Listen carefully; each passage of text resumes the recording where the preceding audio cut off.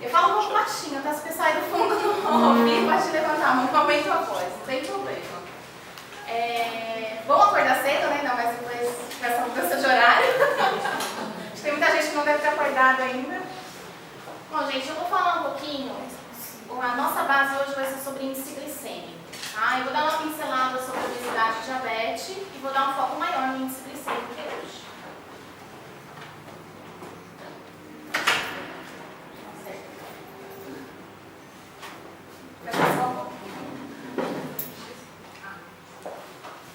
Bom, gente, para falar de índice glicêmico, eu preciso passar alguns conceitos básicos para vocês.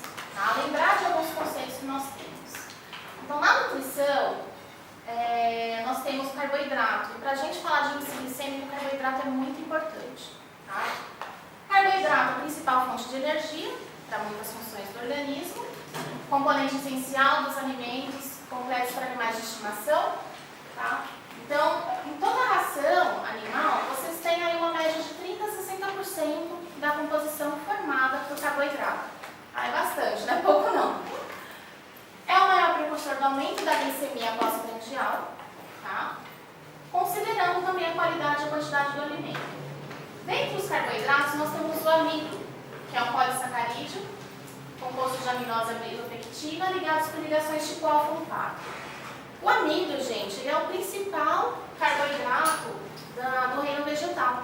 Tá? 70% dele é encontrado em sementes, 30% é encontrado em tubérculos, em frutas. Tá? Dentro desse polissacarídeo, nós temos a amilose amilopectina, que são compostos, eles são formados por uma síntese de desidratação. Tá? A cada junção de duas glicoses, você tem uma liberação de uma molécula de água. Então, aqui tem o amido, ali vocês podem ver os grânulos de amido, tá? Eles são cheios de ramificações, facilmente atacados por enzimas digestivas, porque eles têm uma maior superfície de contato. A maior porcentagem dele é formada por amilopectina, que é menos hidrossolúvel. Tá? Esse amido, quando você aquece, quando você faz a extrusão dele numa composição, uma produção de ração, por exemplo, ele sofre uma gelatinização e uma solubilização. Tá? Isso favorece a digestão, facilita mais a digestão. É até engraçado que quando você visita as fábricas de rações, depois que é feita a extrusão da ração, você pega o pellet, ele é bem maciozinho, bem fofinho. E isso, antes da secagem, isso facilita muito a digestão pelo animal. As principais fontes de amido, tá? O sorgo, o arroz, o trigo, mandioca, a batata, tá? Essas são as principais fontes. Agora um pouquinho sobre a obesidade, tá? Isso é só um conceito básico de carboidrato, amido, só para vocês lembrarem um pouquinho. No caso da obesidade, gente, é um gato fofinho. Todo mundo olha e fala gato fofinho, né? Não tem jeito. A obesidade, ela surge a partir de um desequilíbrio entre o consumo e o gasto energético, que vai provocar o acúmulo de gordura. É um dos fatores que causa a obesidade, tá? Nós sabemos que ela varia de 22% a 50% dos casos. Tá? E tem aumentado bastante aqui no Brasil. Tá? Você vê o gato gordinho, o proprietário adora, acha ele bem fofinho, né? Até eu dei uma bronca no meu filho ontem, porque ele olhou o slide que eu estava olhando e ele, nossa, que gato bonito, eu quero um desse. Eu olhei pra cara dele assim, nossa, não quero um desse. Eu lembro até hoje, fui na clínica atender um gato de uma senhora, puta gato gordão. Cheguei e falei pra ela assim, eu não tinha muita experiência na época, né? E você vai falar que o animal é gordo, né? Cheguei pra ela e falei assim, seu gato tá muito gordo. Ela já me olhou com aquela cara de onça, já queria me matar, né? Primeiro que ela já queria matar. Aí eu falei, vamos fazer uma dieta. Ela não conseguiu fazer a dieta do gato, porque o gato dela só comia atum light. Eu ficava pensando, se a mês que devia ter uns 4, 5 quilos tinha 10, eu ficava pensando qual atum light que ele comia. E aí, quando eu troquei de clínica, ela foi na outra clínica que eu tava. E aí a gente deu de cara de novo. Eu falei, e agora? O que eu faço pra falar que esse gato não está gordo? Com aquela problema de pele, alopecia, e agora? Aí eu tentei ser sutil, mas não deu certo. Ela mudou de clínica de novo. No fim, o gato deve ter tido diabetes e tudo mais. Bom, gente, fatores predisponentes da obesidade. A administração excessiva de alimentos, o estilo de vida, as endocrinopatias e a falta de reconhecimento do problema pelo proprietário. Tá? Então você vê um animal, hoje em dia ele é sedentário, hoje em dia ele quer comer, o proprietário fala, não, peraí que eu te dou na boca. Ele quer beber água? Não, peraí, tá potinho. Sabe? Então, tem esses problemas que vocês devem ter na clínica direto. Tá? Eu recebo ligação de cliente falar para mim, ai doutora, o meu cachorro pode correr pela casa? Eu ligo outro dia, pode brincar, tem 2 anos. O pessoal não quer que o animal se mexa muito. Tá? Isso acontece bastante. E aí vem a famosa diabetes. Tá? Diabetes, a incidência dessa endocrinopatia mudou bastante. Os casos notificados em 1970 eram menores de que 1 em cada 1.000 gatos. Tá? Em 99 já atingiu mais de 12 casos por 1.000 gatos. E nesse estudo que teve. Hoje em dia, gente, aqui no Brasil, um cão ou gato tem diabetes em 400 animais. Tá? 1 em 400 animais tem diabetes. Então isso tem aumentado muito, principalmente em gatos. O gato tem se tornado muito obeso. Tá? E como a gente sabe, no caso dos cães, os sintomas são muito parecidos com os humanos. No caso dos cães, é mais comum a diabetes tipo 1, que é a insulina dependente. No caso dos gatos, a tipo 2 é mais comum. 85 a 95% dos casos é por causa de diabetes, de obesidade. Aqui tem um quadrinho que é bem famoso, tá, da diabetes. Ali nós temos o nosso gato saudável, número 1 ali. Número 2, ele já começa a ficar com aquela obesidade, com aquele sobrepeso, já começa a ter uma resistência insulínica. Com a resistência insulínica, ele já vai ter também danos nas células beta, tá? Tendo muita resposta insulínica. E se torna um diabético, começa a ter poliúria, polidipsia, perda de peso, começa a ficar muito doente. Aí tem 2 opções, ou ele vai para o senhor, né? Já resolve o problema, né, dele, coitado. Ou ele vai para o tratamento, se o proprietário é um proprietário consciente, né, resolve, bom, vou tratar então, né, e vai para o tratamento de insulina. Chega lá, faz o tratamento com a insulinoterapia, tenta controlar, recuperar as células beta danificadas, voltar à produção certa de insulina, e aí tem o gato saudável. Só que esse proprietário tem que estar consciente que ele tem que mexer na alimentação desse animal. Além da insulinoterapia, ele tem que aumentar a atividade física e tem que controlar a alimentação. Tá? Hoje em dia, os alimentos de alto índice glicêmico, eles são responsáveis por causarem picos de glicemia. Tá? E isso, às vezes, causa muito dano para o animal com o passar do tempo, vai causando alguns problemas. Tá? Antes de falar do índice glicêmico, eu tenho outros conceitos importantes. Tá? A glicemia, que a gente sabe que é fisiológica, tem altos e baixos de acordo com a alimentação. Tá? Então você vai ter os picos de glicemia, isso varia muito dependendo do alimento que esse animal está comendo. Tem alimento que o animal come e aumenta a glicemia lá em cima e depois já desce drasticamente. Então isso atrapalha muito a resposta insulínica desse animal. Tá? E a insulina, que é o hormônio transportador da glicose, que leva para o interior das células. No fígado é depositado na forma de glicogênio e o excesso é convertido em ácidos gordurosos e triglicéridos. Tá?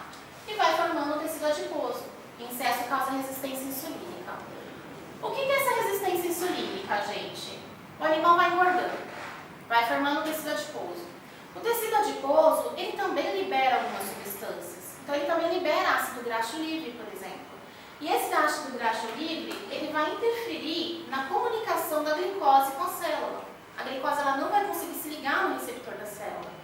E a insulina não vai conseguir se ligar no receptor da célula e a glicose não vai conseguir entrar. Tá?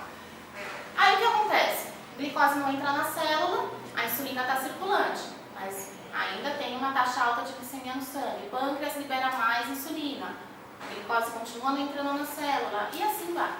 Esse animal se torna hiperglicêmico e diabético. Tá? Então está desencadeado aí a diabetes. E a gente vai falar sobre índice glicêmico. O índice glicêmico, gente, está sendo muito difundido.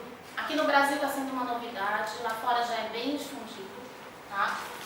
Ele foi proposto a princípio pelo Dr. David Jenkins, na Universidade de Toronto, no Canadá, em 1981. A princípio, esse médico ele queria ajudar pacientes com diabetes. Tá? Por isso que quando vocês forem procurar alguma coisa sobre índice glicêmico, glicêmico, vocês vão achar muito na literatura humana. Na literatura animal ainda não tem muitos estudos, tá? Mas na literatura humana está sendo bem usado para controle da glicemia, no caso dos diabéticos, dos obesos, está sendo bem usado. O índice glicêmico ele é um fator que diferencia os carboidratos e está relacionado com a glicemia, com a taxa de açúcar no sangue. Tá? Ele é alterado de acordo com a velocidade com que a glicose daquele carboidrato específico atinge a corrente sanguínea. Quanto mais rápido a glicose entra na circulação, aí é aquilo que eu falei, maior a liberação de insulina pelo pâncreas. Então, o que acontece? Esse fator de velocidade, ele vai ver o carboidrato específico, o quanto que ele faz agir a resposta insulínica. Quanto mais ele age na resposta insulínica, maior é o índice glicêmico. Quanto menos a resposta insulínica, mais baixo o índice glicêmico. E aí, como que a gente calcula esse índice glicêmico? Esse índice glicêmico é muito usado na indústria de ração, tá, gente? Esse índice glicêmico, ele indica a velocidade do aumento da glicemia após a ingestão de 50 gramas do carboidrato específico, quando comparado ao alimento controle, tá? Esses 50 gramas de carboidrato específico, gente, a pessoa ingere, os estudos foram feitos com humanos, ingere, tem que ser mensurado no máximo em 15 minutos. Tá? Passou de 15 minutos já não vale mais para poder calcular a curva glicêmica para esse alimento. O alimento controle usado aqui, ele é muito usado a glicose e o pão branco. Tá? O pão branco é o mais usado. Por quê? O pão branco, quando ingerido, ele tem uma resposta fisiológica muito melhor do que a glicose. Tá? Então, eles usam pão branco para fazer esse cálculo. Tá? Eu não encontrei, para passar para vocês, a unidade do índice glicêmico. A gente baseia pelo tempo, porque ele é baseado na velocidade da entrada do pico de glicemia. Mas eu não achei a unidade, acho que ainda não tem uma unidade universal, ainda estou procurando. Tá? Ele é classificado, você faz a curva glicêmica depois dessa ingestão do carboidrato, e aí ele é classificado em comparação com o controle. Abaixo de 55, o índice glicêmico é baixo. Entre 55 e 70, o índice glicêmico é médio. E acima de 70, ele fica elevado. Tá? Então, se você pegar um alimento acima de 70, por exemplo, ele vai fazer um pico de glicemia lá em cima. O organismo corre e produz insulina. Tá? O ideal é que os animais comam um alimento que o índice glicêmico seja constante, tá? Seja nível médio a baixo, tá? Para que esse pico de glicemia não seja um pico muito alto, seja um pico constante. Tá? Outros nutrientes que interferem na resposta glicêmica pós-prandial: a proteína, o tipo de proteína, o tipo de amido, a fibra dietética solúvel, a consistência dessa fibra dietética, a procedência do cultivo, por isso que é importante ter produtores que são cadastrados para você saber de onde está vindo aquela matéria-prima, de onde está vindo aquele carboidrato. A forma de cocção também interfere.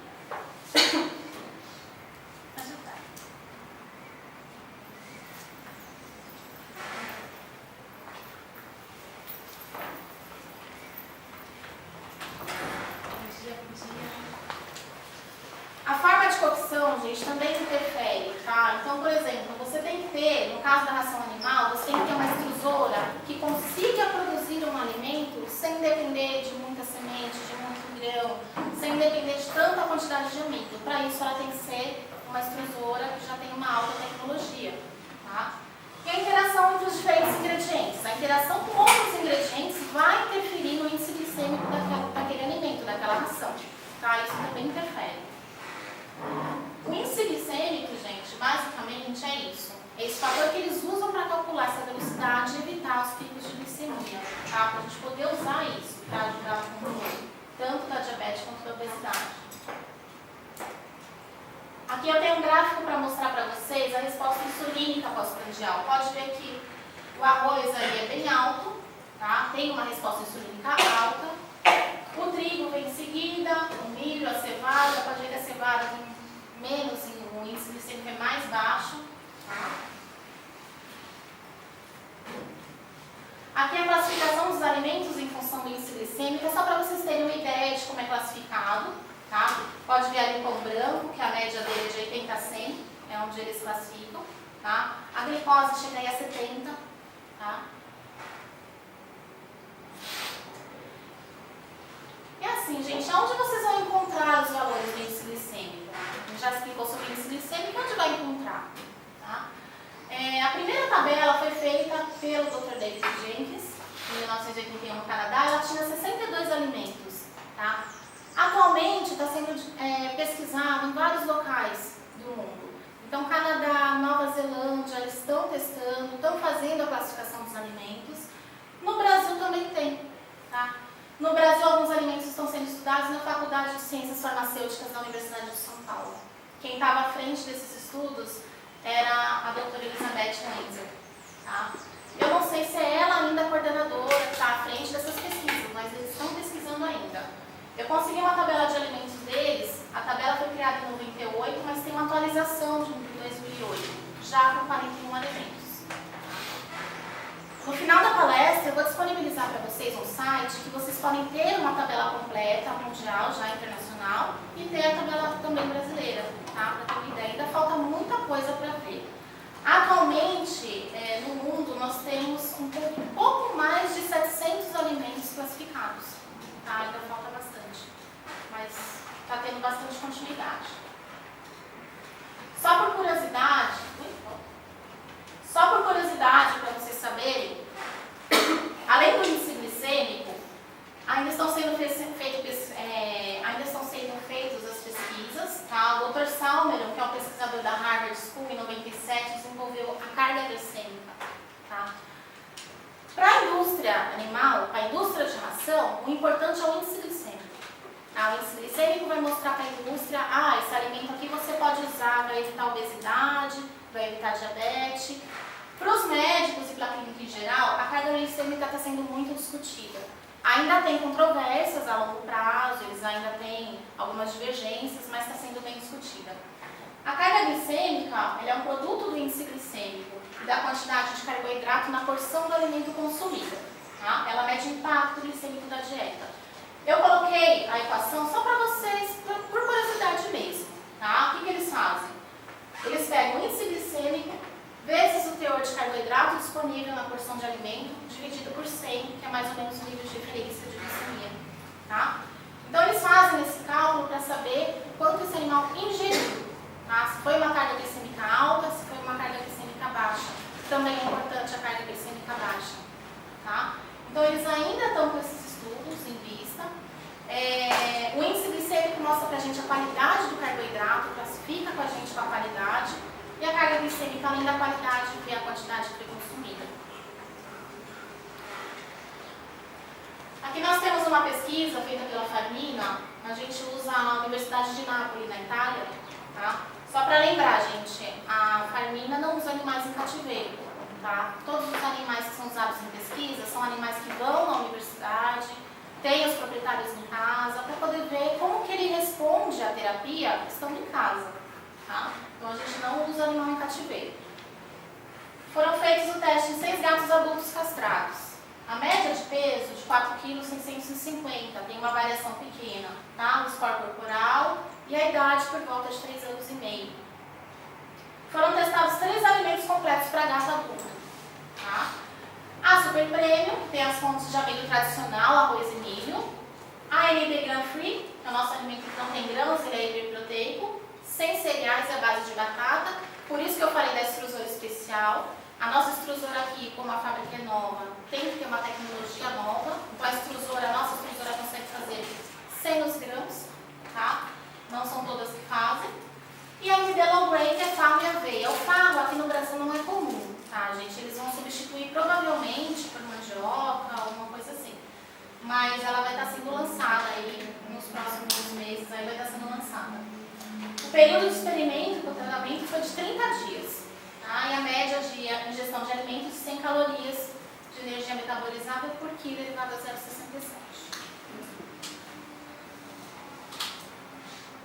Aqui as características nutricionais dos alimentos. A gente colocou para vocês verem o extrato não nitrogenado, que ele mostra para a gente a quantidade de carboidrato.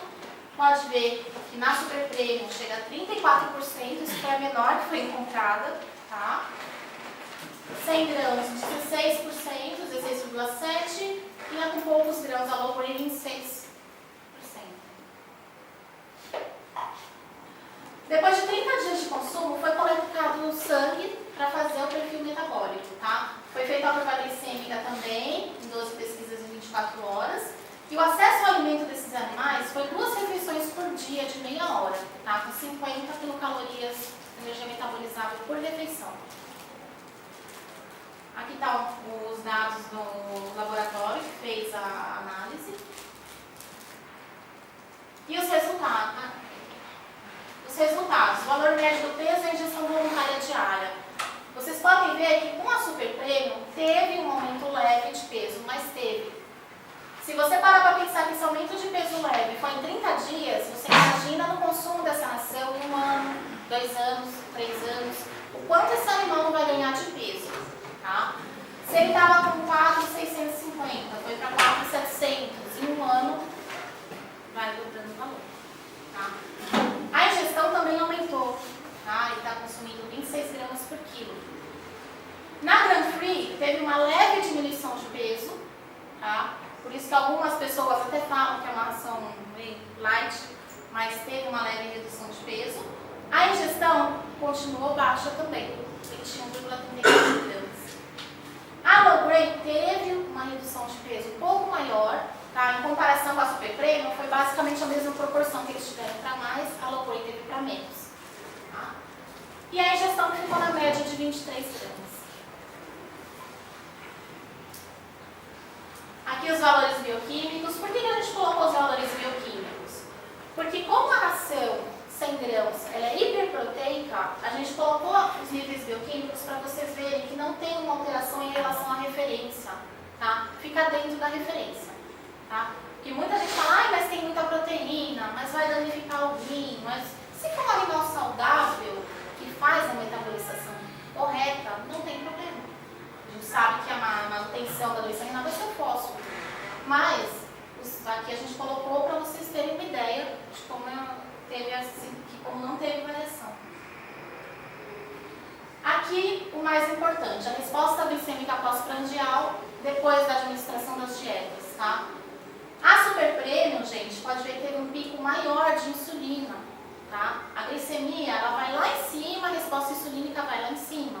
Ao mesmo tempo que cai a glicemia, cai a resposta insulínica. Só que tem muito pico, pode ver que varia de 70 a 80 esse pico de glicemia. A AMD, a Grand Free, que é 100 grãos, ela deixa o nível mais homogêneo, tá? Sem tantos picos. Isso é bom para o animal, porque vai evitar aquela resposta, aquela resistência insulínica que normalmente o animal tem, de ficar gordo, começar a ter aquela exacerbação de pico de glicemia, de aumento da estimulação de insulina. Tá? A Low Grade teve alguns picos também, mas a variação foi baixa. Ela chegou aí de 50 a 70 a 60 no máximo, 60 a 70 no máximo. Tá? Então dá para perceber que, embora a ração Super Premium seja uma boa ração, lógico, ela tem os picos mais altos de glicemia. Tá? E isso favorece o animal a ter obesidade.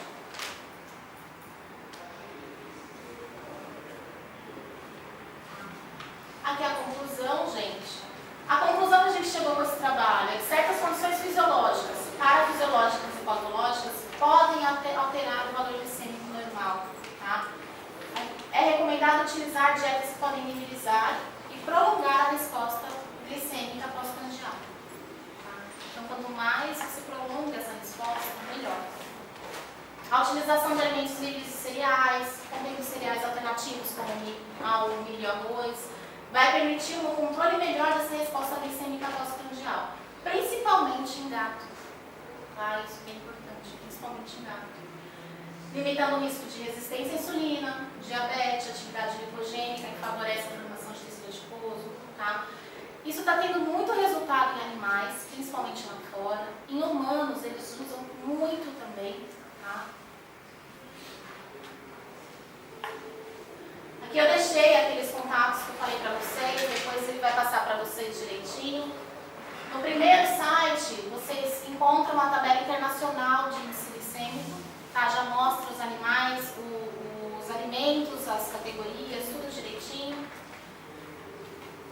da Organização da Sociedade Brasileira de Diabetes, lá tem muita informação que vocês podem estar vendo, sobre índice glicêmico que está no auge, tem muita informação também, vocês podem pegar mais coisa também.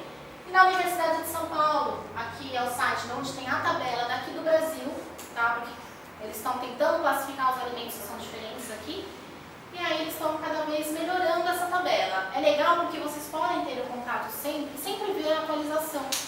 Qual alimento que está sendo melhor utilizado para diminuir aí o índice glicêmico, então bem legal. Bom, gente, era só isso, é só uma pincelada mesmo, uma explicação sobre índice glicêmico, tá? Para vocês saberem o porquê de uma ração com índice glicêmico baixo, tá? Espero que vocês tenham gostado.